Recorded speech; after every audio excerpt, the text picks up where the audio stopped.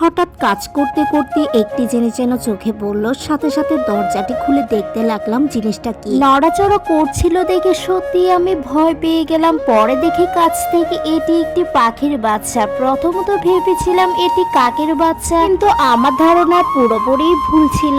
প্রথমত পাখি সম্পর্কে আমার কোনো ধারণা নেই, কখনো পাখি পালিও নি, আর ভালো করে কখনো পাখি দেখাও হয়নি। কত ধরনের পাখি আছে, কিন্তু আমার দেখা মতো আমি কয়েকটি পাখির নামই শুধু জানি, কিন্তু এ পাখিটির নাম আমার কোনোভাবেই যেন মনে পড়ছিল না। পাখিটিকে দেখে মনে হচ্ছে সে অসুস্থ। তাকে আমি বারবার টেবিলে বসাচ্ছিলাম আর সে যেন নিচে পড়ে যাচ্ছিল, ভালো করে উঠতেও পারছিল না, কিছু করতেও পারছিল না। আমার যেন এসব প্রাণীদের দেখলে বেশি মায়া লাগে। শুধু ভাবছিলাম তাকে নিয়ে কি করা যায়, কিভাবে ঠিক করা যায়, সবকিছু নিয়ে যেন চিন্তা ভাবনা করছিলাম। তাকে আবারও আমি টেবিলে বসালাম আর দেখছিলাম তার কোথায় বেশি সমস্যা হচ্ছিল। তার মূলত পায়ে সমস্যা ছিল, যার কারণে সে হাঁটতে পারছিল না। পরে আমি চিন্তা করলাম তার পাখা ঠিক থাকলে তো উঠতে পারার কথা, কিন্তু সে উঠতে পারছিল না। মূলত আমি তার সমস্যা ধরতেই পারছিলাম না। মানে তাকে দেখে আমার যা মনে হচ্ছিল তাই তোমাদের সাথে শেয়ার করছি। ওরা তো পাখি, ওরা তো কিছু বলতে পারে না, কিন্তু তার চোখের ভিতরে কষ্টটা স্পষ্ট বোঝা যাচ্ছিল। ভাবলাম আমরা মানুষ হয়ে যদি একটু মায়া না দেখাই তাহলে আর কে দেখাবে। তাই চেষ্টা করছি তাকে কিছুটা পানি বা খাবার দিয়ে সাহায্য করতে। সবাই তো বড় কিছু করতে পারে না, কিন্তু এই ছোট ছোট মায়াগুলো হয়তো একটি প্রাণে প্রাণ বাঁচিয়ে দিতে পারে। পাখিটিকে দেখে মনে হলো সে অনেক ক্লান্ত, যার কারণে তাকে পানি খাওয়ার চেষ্টায় যেন আমি ছিলাম। সে যেভাবে ছটফট করছে আমি তো ভয় পেয়ে গেলাম। মনে হচ্ছিল সে আমাকে কামড় দেওয়ার ট্রাই করছিল। তার কামড়ের ভয়ে যেন আমি তাকে থামানোর চেষ্টা করছিলাম আর তাকে যেন ভালো করে ধরার চেষ্টা করছিলাম। মূলত তাকে ধরার মধ্যেই আমার ভুল ছিল, যার কারণে সে ছটফট করছিল। তারপর ভালো করেই যেন তাকে ধরে পানি খাওয়াচ্ছিলাম।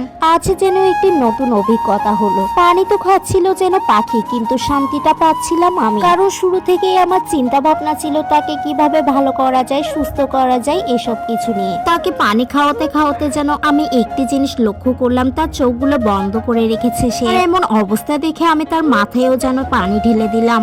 এমনটা করার পর কিন্তু সে চোখ খুললো আর সে দেখছিল সবকিছু তাকিয়ে তাকিয়ে। আমি আমার জায়গা থেকে যা করা তাই করছিলাম, কিন্তু তারপরও কেন জানি না আমার মন সায় দিচ্ছিল না। আমার মন বলছিল তাকে একটি ভালো ডাক্তার দেখানো উচিত। তারপর আমি তাকে পলিথিনে রেখে ব্যাগের মধ্যে রেখে যেন ডাক্তারের উদ্দেশ্যে বের হলাম। আজকে আমার এই ভিডিওটির মাধ্যমে আপনারাও জানতে পারবেন চট্টগ্রামে কোথায় গেলে আপনি পশু পাখির ডাক্তার পেয়ে যাবেন। হাঁটতে হাঁটতে পশু হাসপাতালের ডাক্তারের ছেলের সাথে দেখা হয়ে গেল। তার থেকে জিজ্ঞেস করছিলাম এখন হসপিটালটি খোলা আছে নাকি সেটি। সে আমাকে বলছিল সন্ধ্যা 5টা অবধি নাকি এই হসপিটালটি খোলা থাকে। তারপর দৌড়াদৌড়ি করে যেন পৌঁছে গেলাম সে হসপিটালটিতে, যেটি মূলত সরকারি একটি প্রতিষ্ঠান, মেট্রো প্রাণী সম্পদ দপ্তর, যেটি কোতোয়ালি মোড়ে অবস্থিত সদরঘাটের মধ্যে। এখানে বিনামূল্যে কিন্তু পশু পাখিদের চিকিৎসা দেওয়া হয়। ঢুকে পড়লাম আমি ডাক্তারের কাছে আর তাকে বের করে দেখালাম ডাক্তারকে। তারপর ডাক্তার যেন তাকে ভালো করে দেখছিল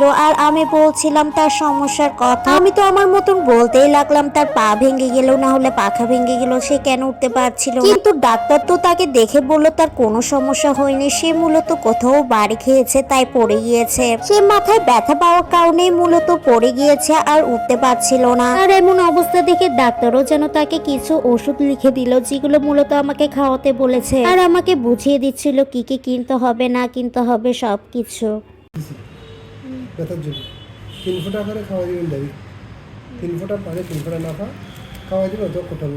আমি তো মনে করেছিলাম পশু পাখিদের জন্য আলাদা ওষুধ আছে, কিন্তু না, আমার ধারণা একদমই ভুল। মূলত আমরা মানুষরা যেসব ওষুধ খাই না পা, এসব ওষুধই মূলত আমাকে দেওয়া হয়েছিল তাকে খাওয়ানোর জন্য। আমি জানি না আমার সাথে এমনটা কেন হলো, যার জন্য এত কিছু করলাম শেষ অবধি তার মৃত্যুর কারণ যেন আমিই হলাম।